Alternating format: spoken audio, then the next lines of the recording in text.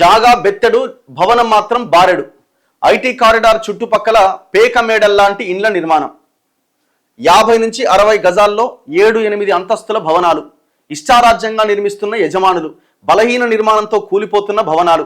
బస్తీల్లో పెద్ద మనుషుల ముసుగులో మాఫియా. అంజయ్య నగర్ ఘటనలో టీపీబీఓ పైన వేటు. నిర్మాణదారు సాజిద్ అరెస్ట్ అయినట. వాడెవడిగో వీడు బిల్డర్ సాజిద్ అరెస్ట్ అయ్యిండు.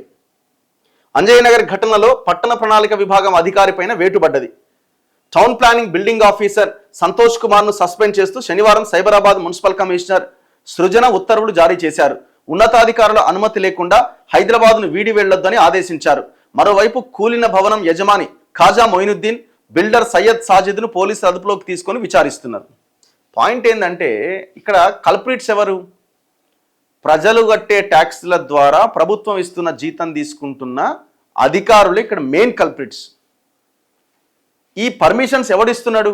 ఇప్పుడు సింపుల్గా మున్సిపల్ కమిషనర్ ఏమంటుంది, మేము ఆల్రెడీ దాన్ని అడ్డుకున్నాము కానీ మళ్ళా కట్టిండి అంటుంది. అంటే మళ్ళా అంటే పొద్దుగాల స్టార్ట్ చేసి రాత్రికి బిల్డింగ్ కట్టిండి. 7 ఫ్లోర్లు. మీ అధికారుల తనిఖీలు ఏమైనా? ఇప్పుడు ఒకసారి మీరు పర్మిషన్ లేదు దీనికి కట్టొద్దు అన్నారేమో, అయినా కట్టిండు. మరి అయినా కడుతుంటే ఎందుకు అడ్డుకోలే?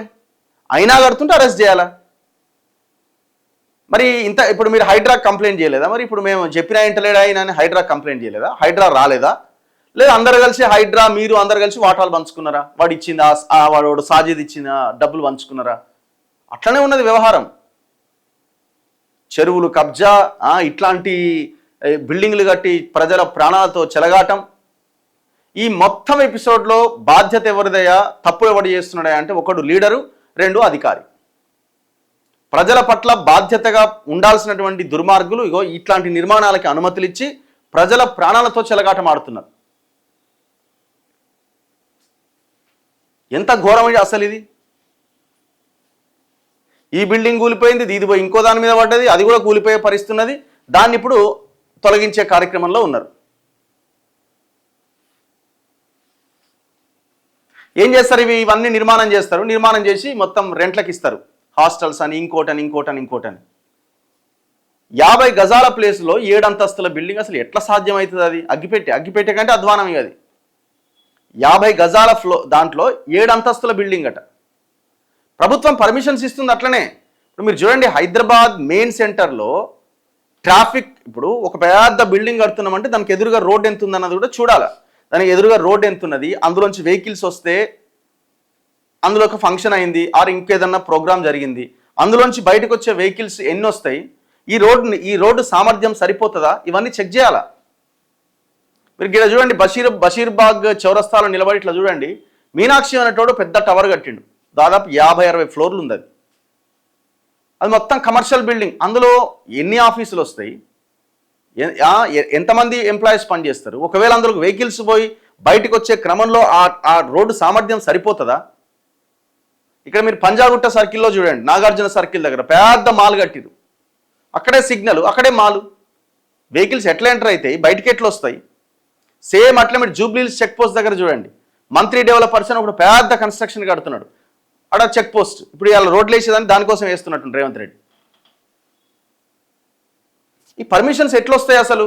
ఇక్కడ బేగంపేట దగ్గర ఒకటి కడుతున్నాడు నవయుగ అని, సేమ్ అంతే. అది కూడా పెద్ద కన్స్ట్రక్షన్, అది మొత్తం ట్రాఫిక్ జామ్ అక్కడ. ఒకవేళ అది కంప్లీట్ అయితే పరిస్థితి ఏంది? అసలు ఇట్లాంటి అనుమతులు ఎట్లొస్తాయి అంటే గాలికి ఇచ్చేస్తున్నారు అంతే. ఫ్యూచర్లో ఏం జరుగుతుంది, ఏం జరిగే అవకాశం ఉంది, ఇది రోడ్లు ఎట్లున్నాయి, ఈ కోర్ సిటీలో ఇది ఎంతవరకు సాధ్యము అనేది ఆలోచన ఉందా అసలేమన్నా? ఏ అధికారి అకౌంట్ ఓపెన్ చేసినా 100 కోట్లు 200 కోట్లు. నిన్న ఏదో పేపర్లు వచ్చాయి కదా, ఒక 10 మంది అధికారుల ఆస్తి దాదాపు 4200 కోట్లట. ఒక 10 మంది అధికారులు. ఈ దొంగలు ఇట్లా సంపాదించిందే, ఇట్లా అనుమతులు ఇవ్వాలి అడ్డదారిన, దాన్ని సలు తీసుకోవాలి.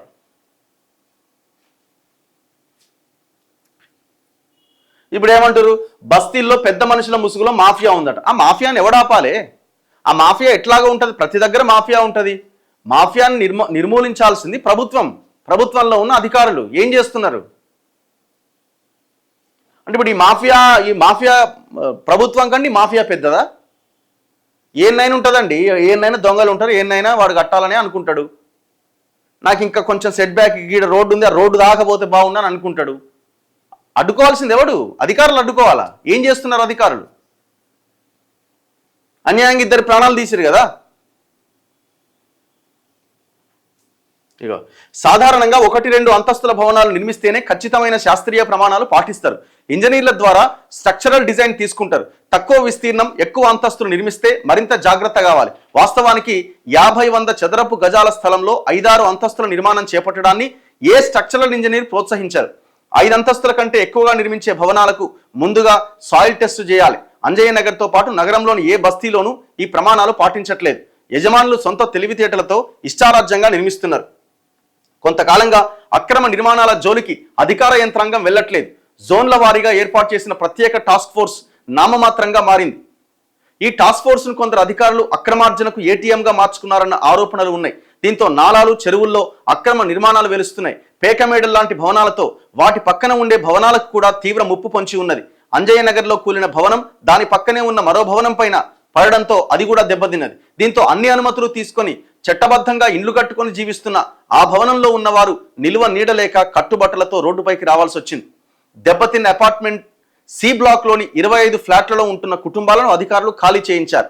ఆ భవనం ఏ క్షణమైనా కూలే ప్రమాదం ఉండడంతో దాని పక్కనున్న వైట్ ఫీల్డ్ అపార్ట్మెంట్ లోని 12 ఫ్లాట్లు ఖాళీ చేయించారు.